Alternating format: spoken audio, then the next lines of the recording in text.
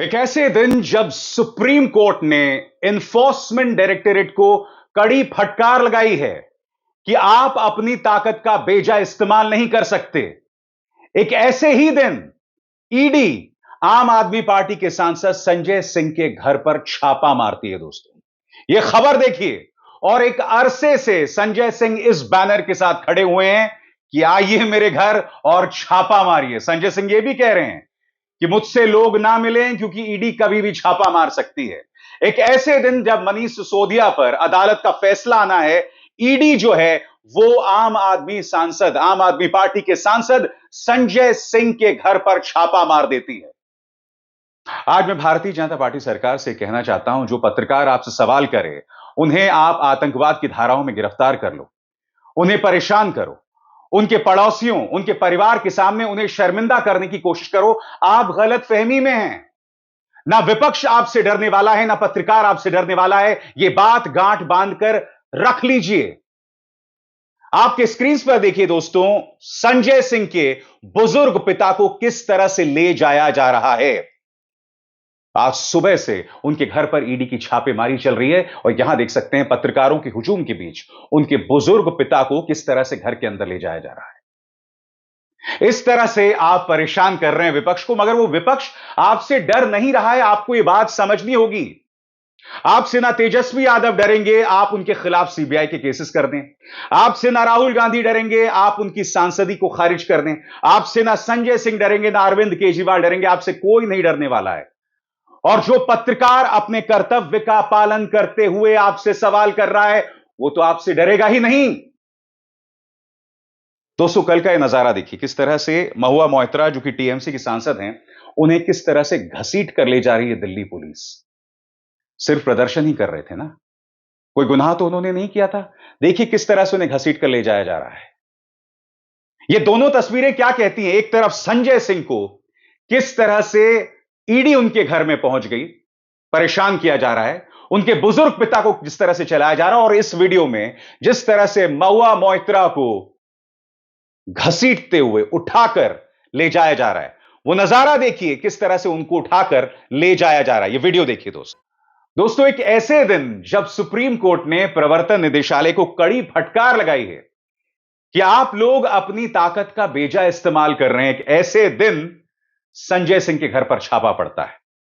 मैं आपको बतलाना चाहता हूं दोस्तों, सुप्रीम कोर्ट ने अपने लिखित आदेश में ईडी के बारे में, प्रवर्तन निदेशालय के बारे में क्या कहा, जो मोदी सरकार के लिए शर्मनाक है।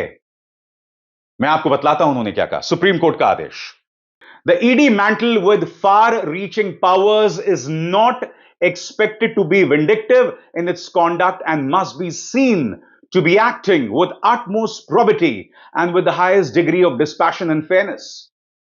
इसका हिंदी में अनुवाद क्या है कि ईडी के पास पहले से ही बेतहाशा ताकत है और उनसे उम्मीद नहीं की जाती कि वो बदले की कार्रवाई करें।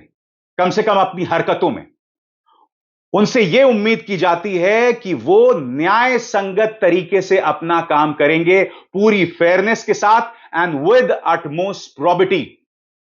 यही नहीं दोस्तों, सुप्रीम कोर्ट ने यह भी कहा कि ईडी ने अगर एक व्यक्ति को 2002 के सेक्शन 50 के अंतर्गत समन भेजा है और अगर वो व्यक्ति आपके साथ सहयोग नहीं कर रहा है, तो आपको उसे गिरफ्तार करने का कोई अधिकार नहीं है।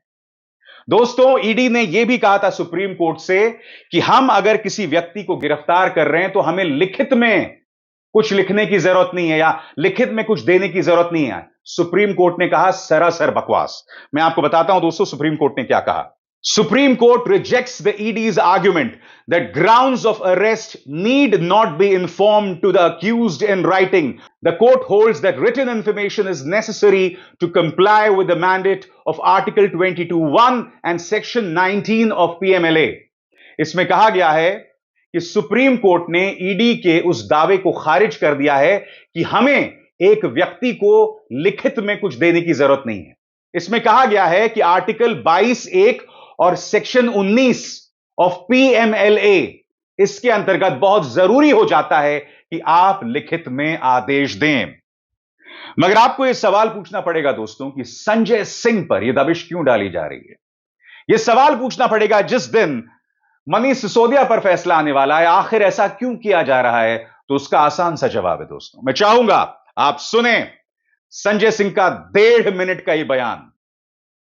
उन्होंने ईडी के बारे में क्या कहा था, अडानी के बारे में क्या कहा था, यानी कि प्रधानमंत्री नरेंद्र मोदी की दो कमजोर नब्ज। सुनिए वो क्या कह रहे हैं। अब मैंने तो आज अपने घर पे बोर्ड भी लगा दिया है कि संजय सिंह से 5 गज की दूरी बनाए रखें, वरना ईडी किसी भी समय छापा मार सकती है, आज्ञा से नरेंद्र मोदी। आप लोग जाके देख लीजिए, मैंने अपने घर के आगे बोर्ड लगा दिया है, आप लोग जाइए। और मैं ईडी वालों को कहना चाहता हूं, जिस दिन मन हो आओ, लेकिन मेरा इतिहास तो पता कर लो कम से कम। इतना दिन का सार्वजनिक जीवन है, बेदाग जीवन है, पता कर लो। 23 मुकदमे उत्तर प्रदेश में हुए, मेरे खिलाफ नहीं झुका। नरेंद्र मोदी के सबसे करीबी दोस्त अडानी के लाखों करोड़ के घोटाले को उजागर किया, जेपीसी की मांग की संसद के अंदर, नहीं झुका। प्रधानमंत्री से किसानों के मुद्दे पर, अडानी के जेपीसी के मुद्दे पर, भ्रष्टाचार के मुद्दे पर लड़ता रहता हूं, नहीं झुका। देश के गृह मंत्री की तानाशाही के खिलाफ, अमित शाह के खिलाफ आवाज उठाई, नहीं झुका।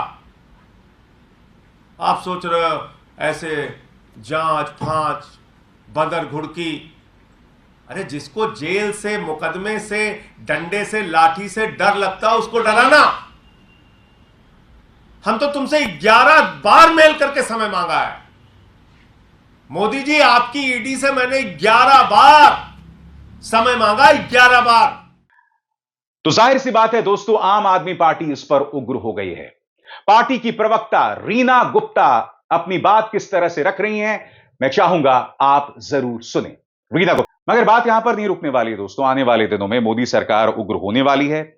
आने वाले दिनों में वो लोग उन तमाम पत्रकारों पर दबिश डालेंगे जो सत्ता से सवाल करते हैं। विपक्ष के नेताओं को इसी तरह से टारगेट पर लिया जाएगा, चाहे जिस तरह से महुआ मोइत्रा को घसीटकर दिल्ली पुलिस ले जा रही है, या फिर जिस तरह से संजय सिंह के घर पर ईडी ने दबिश डाली है। यह महज शुरुआत है दोस्तों। अभी देखिए, मध्य प्रदेश, छत्तीसगढ़ और राजस्थान के चुनावों से पहले कांग्रेस के नेता किस तरह से निशाने पर आते हैं। देखिएगा लोकसभा चुनावों से पहले किस तरह से दबिश डाली जाती है। इन्होंने तो लक्ष्मण रेखा, तमाम लक्ष्मण रेखाओं को पार कर दिया दोस्तों। मर्यादा की तमाम हदों को पार कर दिया। इस लोकतंत्र को एक मजाक बनाकर रख दिया है। मगर जैसे मैंने कार्यक्रम की शुरुआत में कहा कि आपके सामने ना विपक्ष झुकने वाला है, न सच्चाई से, निडरता से, बेबाकी से सवाल पूछने वाला पत्रकार। अभिसार शर्मा को दीजिए इजाजत। नमस्कार। स्वतंत्र और आजाद पत्रकारिता का समर्थन कीजिए, सच में मेरा साथी बनिए। बहुत आसान है दोस्तों, इस ज्वाइन बटन को दबाइए और आपके सामने आएंगे ये 3 विकल्प। इनमें से एक चुनिए और सच के इस सफर में मेरा साथी बनिए।